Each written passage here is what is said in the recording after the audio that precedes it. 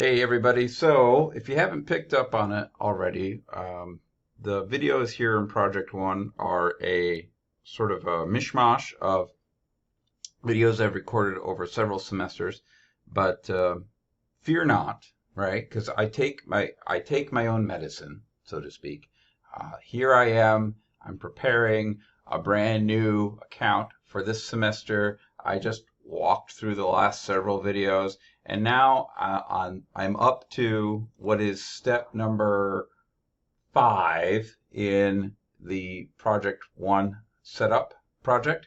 And it says there in Project 5, it says, using your new AWS account, which is what I'm in right here, create 2 sets of AWS access keys. Now, let me just say what I'm doing this for. I'm doing this so that you can connect Visual Studio Code to your AWS account. We'll use the first AWS key and its secret to do that. And then the other AWS key and its secret, we're going to set that up right now so that later in the semester, you and one or more project buddies can collaborate on a project together. You can all work on the same project. And it's those access keys that make that happen. So we're going to create the keys. You're going to report them to me on a Google form, okay, so that I can help you later in the semester. All right. Also, I'm going to ask that you keep a copy of the keys for yourself, and I've been trying to think of what the right way to do that is, and I'm going to have you put them into Excel. And the only reason I choose Excel is because it's something that I believe every Fox business student has on their own laptop, right? So it's like I wanted to use like Notepad or something like that, and I didn't really want it to go in Visual Studio Code because, well, long story. But so what's an app that everybody can use? And I decided I would have you store your keys in Excel. There's nothing particularly magical about Excel here. It's just that's the whole reason I chose it. Okay, so here I am. I'm in my brand newly created AWS account, and I'm going to look for identity and access management. So if I go up to the search bar up here and I start typing in IAM, right? That would be what I'm looking for. Now, I'm sure that you can see that IAM link someplace else, but that's how I got to it. I just searched for IAM. I click on there, and I'm going to be presented with a whole lot of information about identity and access management, IAM. A lot of this we just don't need.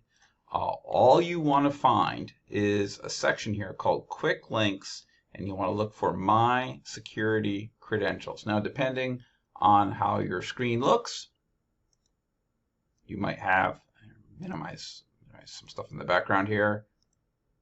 It might be over there on the right. If your screen is narrow, it might be farther on down in the middle of the page, right? So sometimes it's a little bit hard to find. But look for Quick Links, My Security Credentials. We're going to click on there. And again, there's lots of information here. This is where you would set up multi-factor authentication for your brand new account. I'll leave you to figure that out on your own. That's just like helping you get signed in more effectively. That's something that I've noticed every student seems to be able to do that just fine all by themselves. So no instructions there about multi-factor authentication. What you do want to do is scroll on down and find access keys, and we're going to set up these keys. Now, when you set up these keys, you are basically giving a way for a program like Visual Studio Code to access your AWS account and do all sorts of administrative things. It's not what you would call an industry best practice, right? To do this, you would probably have better controls in a real industry setting. However, for a student, who is just looking for simplicity and a nice, quick way to manage things. This is a good option for an individual user or a developer working in isolation, or a student who's learning something new. Okay, so there's going to be some warnings here. It's saying, hey, this isn't quite the bulletproof security that we would recommend, and our response to that is yes, I know. So I'm going to click Create Access Key. You're allowed to create 2 of them. We're going to create them both, and we've got this big old warning here. Now, before I go any further, here, I am going to come back around here to my Word document, and here in my Word document, you can see it says share both your keys with your instructor using this Google form. So I'm going to actually open that form up in my browser so that I have it ready. Okay, so let me just do that quickly. And you can do that by clicking on this link, tinyurl.com, Schaefer AWS 2025. It's a little bit harder for me because it's going to drop me into the editor mode. So I'm going to pause the video while I get this up on my screen. But this is the link you want to click on. Okay, this is the form we're going to want to fill out. So you have to check this box. You put your first name in here. Put your last name in here. And of course, I'm using my silly made-up student names. You would put your name, your first name, your last name in here. And here's where our keys and secrets are going to go. All right. I'm going to just move this aside for a second. And I'm going to continue to create my access key, create key, and there they are. So again, I'm going to immediately change these when the video is done, but I'm going to just click show so you can see what they look like. So I have this big long series of characters, that's the key. This is the big long series of characters, that's the secret that goes with the key, and there is a copy icon right here. So let me just move this right here. And I'll just hit the copy icon, and then I will open up my document here and paste. And then I will hit the copy icon and put that under my secret, and Control V or Command V to paste. And then I get to do this again. So I'm going to set this aside. I'm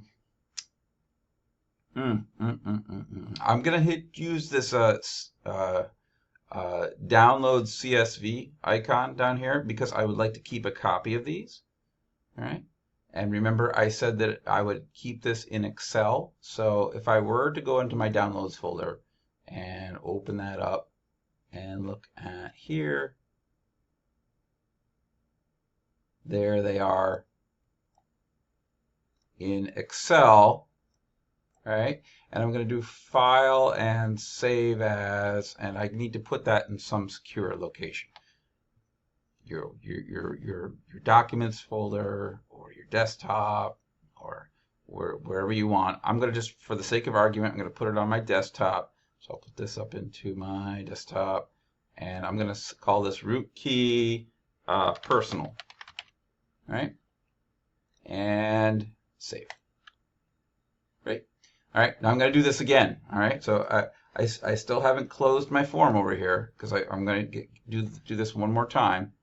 And I'm going to click Done, and I'm going to scroll down here, and you see there's my first key that I made a minute ago. I'm going to create a new key, and I still understand that this is not a best practice. I'm going to click Create Key, and there's my other pair of keys.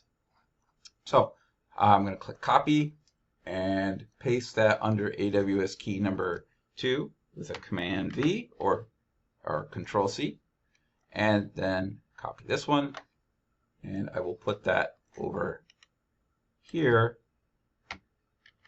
and I'm going to hit Submit. There. So you've shared them with your instructor. Thank you very much. And I'm also going to download this. I might want to use this some other time.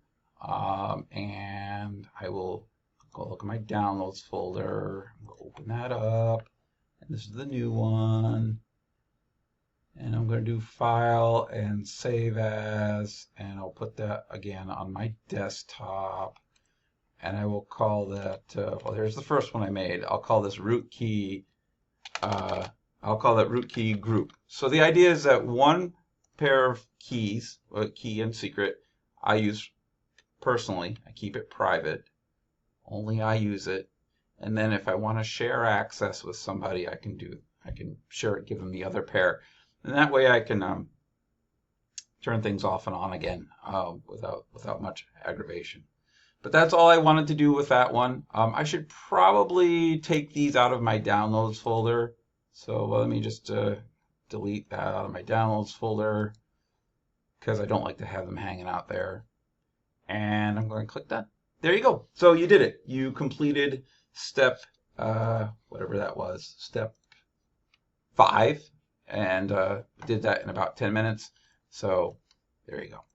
All right, moving on. See you in the next video.